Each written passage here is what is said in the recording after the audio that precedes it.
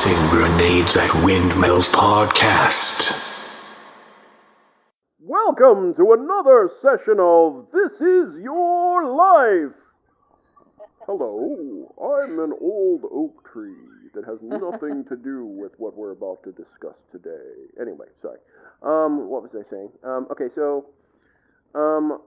know I was supposed to send you questions and crap, but I didn't, so let's just resume chronological order. And since I'm pretty sure that the moon boots incident that doesn't actually involve moon boots because it actually existed, much like the restaurant that occasionally I refer to as the chicken restaurant. It has neither the name nor a primary focus on chicken here in Miami, but sometimes things just get fixed in my head.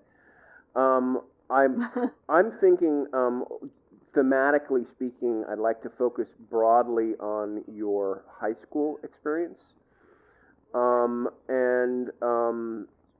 I've kind of roughly projected the number of these I want to do and the rate at which we're going chronologically. And so I'm thinking we might do about 12 chronological and then go back and ask some specific themed ones.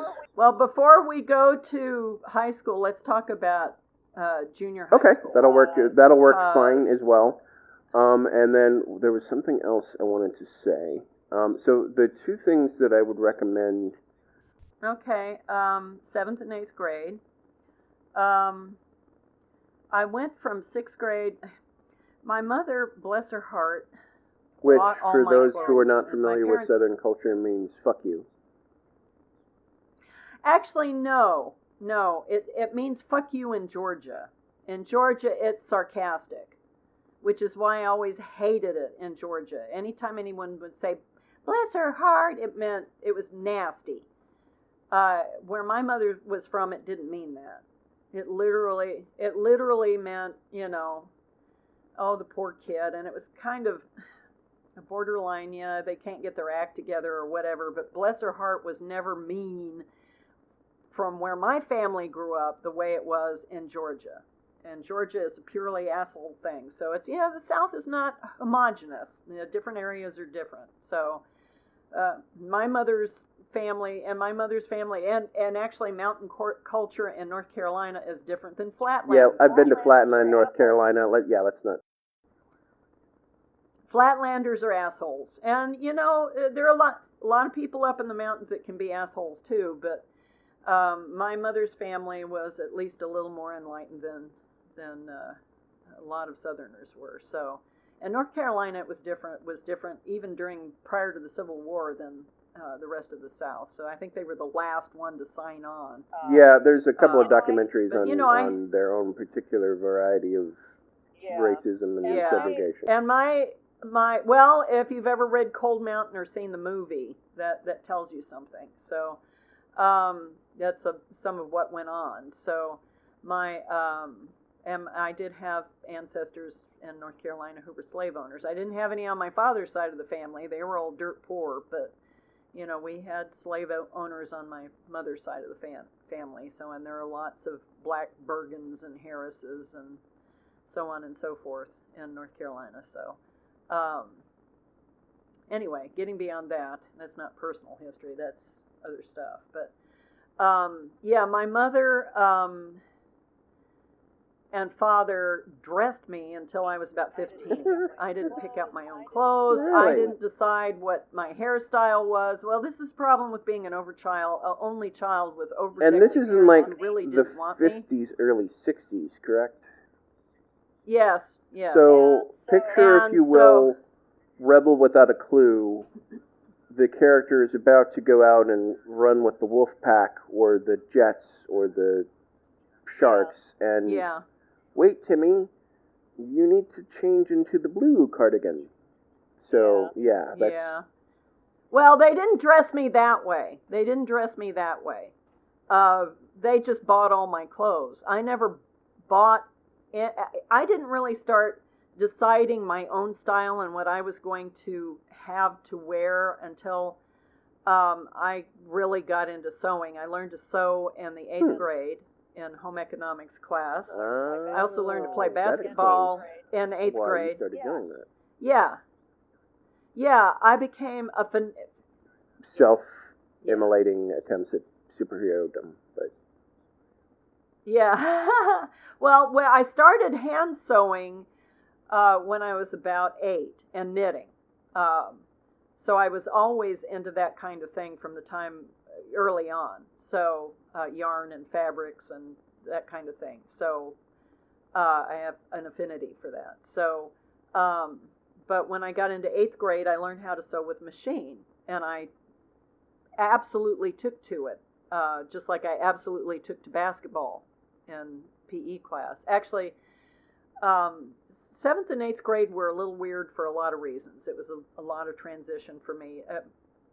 Up until 6th grade, my mother and father bought all my clothes, and every year I would get a new pair of saddle shoes. It was a specific kind of shoe. I don't know why she always bought friggin' saddle shoes. The other kids didn't all wear saddle. But for some reason, every year I got a new pair of saddle shoes and bobby socks.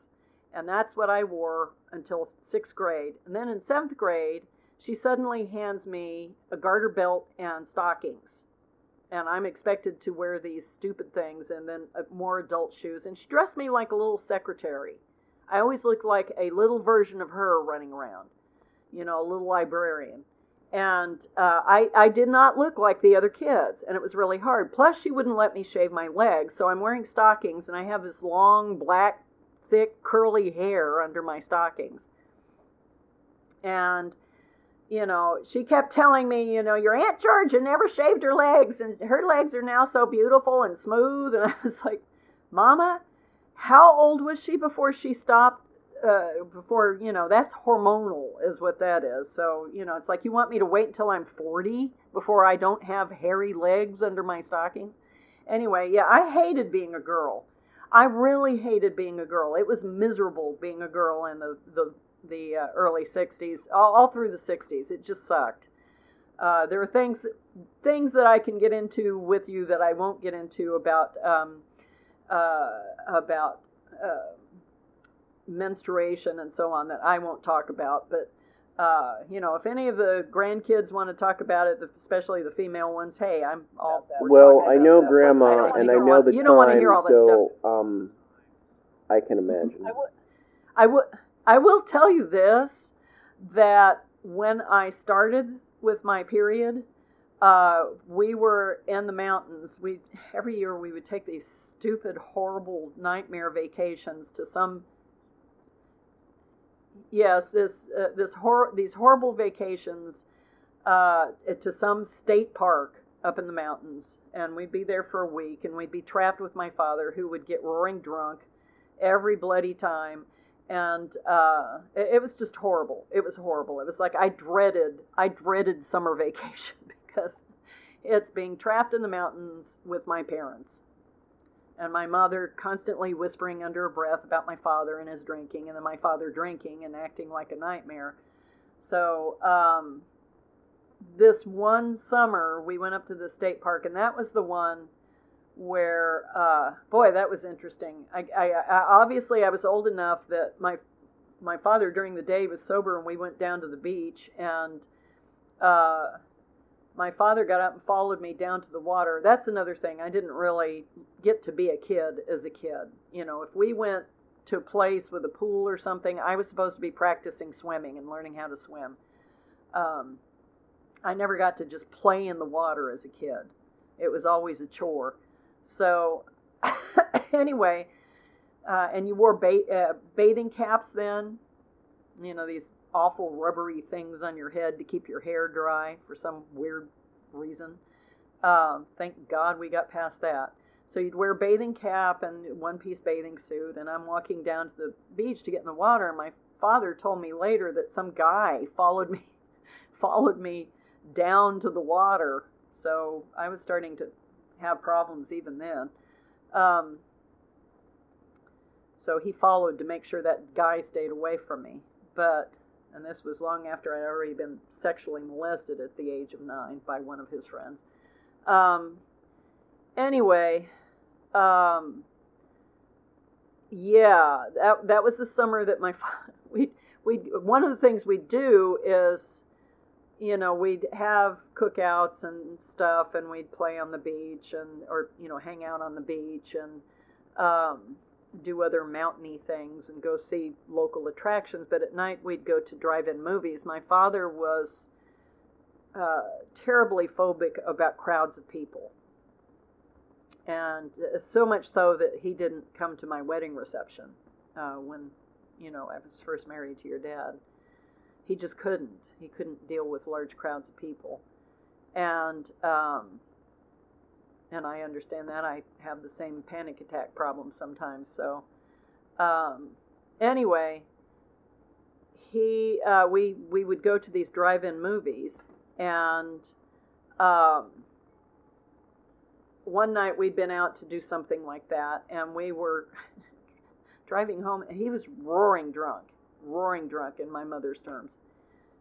And the place where our cabin was, there were these narrow little winding roads and a sheer drop off on one side of the road, a cliff that if we went over, we would have just been dead.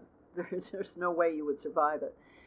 And he's roaring drunk, and he's weaving all over the road because he's drunk. And my mother and I were in the car just peeing our pants because we're scared to death. We're going to go over this cliff edge and all die. And we got home, and my father would, of course, when he was drunk, would just sit there and rant and say horrible things about both of us.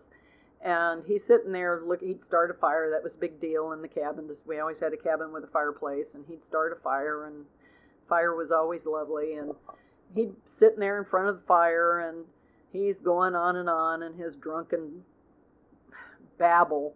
And my mother at one point grabbed a fireplace poker. And my mother was terrifying when she was mad. She was absolutely terrifying. You have never seen anything like this in your entire life. And she grabbed a fireplace poker and was about to bring it down on his head, and I just screamed, "Mother!" I was lying in bed reading in the same room. No privacy. And he looked at me and then looked up at her, and his eyes got really big, and then after that he behaved for the rest of the trip. But she'd had enough of him after that night where he almost killed us on that drive back to the cabin. Anyway, but that same vacation, I don't think of vacations as fun necessarily. Anyway, think of them more as like ordeals. Pretty much, yeah. They were trials. They were character building experiences. Yes. Oh boy. Anyway, so I got my period that same summer, and I didn't know anything. They had the film strips you saw in school, but those didn't really, they kind of go over your head. And so, all I knew is that I didn't feel good. I was nauseous. My relationship with menstruation was not a good one. It was horrible. I was very happy when I went through menopause. Because I would get my period and I would pass out, I would vomit, I would be in excruciating pain and have to go down to the nurse's office and, sleep it off. I remember your grandma Fosha saying, "Oh yeah, I always just when I got my period, I would get down and scrub floors. That's just what you do." And it's like, yeah, well, I wasn't capable of scrubbing floors when, I would have my period. It was disabling. I had one incident in college where I went down the hall, and there was a hallmate studying in the little common area there. It was like 2:00 in the morning. I got up and vomited. Well, first I got up and vomited in the room, and my roommate got up and shoved a box under my face because I was vomiting. So, and then I went down the hall to go to the bathroom, and I just passed out and woke up in this girl's lap. She was holding my head and told me I'd fainted, and a couple of my roommate was there and a couple others, and they had to carry me to the infirmary on a stretcher because I was just out of it. So I spent the night in the infirmary. The next day, I had a note from the infirmary. I missed school the next day, and the teacher didn't believe me in my history class, and he was like, "Yeah, sure," and I, handed him the note from the infirmary, but I was like, I fainted. I passed out, and I was in excruciating pain. They just weren't good, and some people have it like that. I had great pregnancies. I did not have problems with the problems with pregnancy until I was pregnant with Jenny. And then that was just my body saying, okay, enough is enough. But my periods were nightmares. So this summer I started my period, and my mother didn't say a word to me. They were just incapable of talking about things. When I was sexually molested, they never said a word to me, and I grew up with this horrible, horrible guilt and shame, and it wasn't until after Daddy had died. He died in 85, and I was like 40 years old before my mother and I finally talked about that. Before we finally talked about it, because they just didn't talk about things. Anyway, so she's sitting by my bedside, serving me hot tea and all of this stuff. And I had no idea. I thought I was dying or something. My father's walking around drunk as a skunk and saying things like, it's female trouble. I know it's female trouble. Blah, blah, blah, blah, blah. And then, when it happened, when it finally started, my mother just handed me a box of sanitary napkins, and I had to read the back of the box to learn how to eat. She didn't say a word to me. No instruction, no help, no sisterly thing, She just handed me this box, and I read the back of the box, and it was just always a mess and a nightmare. I won't go into detail, but it was horrible. I was so glad when they came out with tampons. That was a blessing, because sanitary napkins back then were a mess anyway. And being a girl was a mess. And of course, they had garter belts and stockings then. Garter belts and stockings. And I was like 13. And I'm, oh God. Anyway. But yeah, back to, and yeah, my father, after that happened, was like, yeah, I knew it was female trouble. I knew it was female trouble. Ha, ha, ha, ha. And it's like, good grief, anyway. Just everything was shame and embarrassment and ridicule or just nothing, like from my mother, nothing. So, I was thinking about it last week, and the truth is my parents just really didn't want me. I was not planned. It's one reason I'm pro-choice. I know my daughters have all these ideas about why I was pro-choice. I am pro-choice. Shut